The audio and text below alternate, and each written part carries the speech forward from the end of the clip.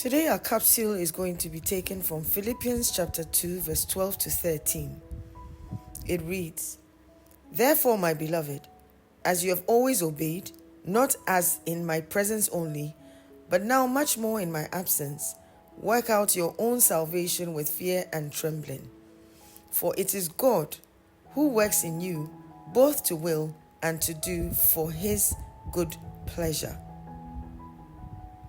Paul would often continue to shepherd his converts through letters because it was not that easy to keep traveling to them. Besides, he had many more cities that he needed to visit to preach the gospel and share the love of God.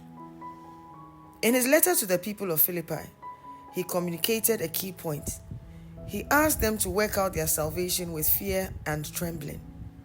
This implies that after receiving Christ, we should not fold our arms in the belief that we have completed the process of salvation and we can think, live, and act any way that pleases us. Receiving Christ is the beginning of a life lived in Him, which should represent Him on earth.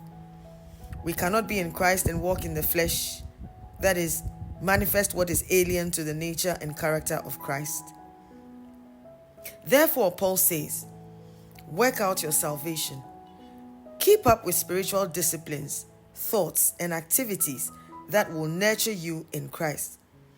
Engage in what will bring you closer to Him to the eventual extent that you are a great extension of Christ. Paul says, do it with fear and trembling. This means it is no light matter, but God expects it of us. He expects the gift of grace to be treasured for what it is. This grace ought to be valued to the extent that we allow it to transform us into Christ-likeness. We must become sons of God like Christ is. To work out our salvation, Paul adds a clause. He implies that what he has advised is possible because God Himself will work out in us what He expects of us. All we have to do is submit wholly to Him, and He will bring us to the place He wants.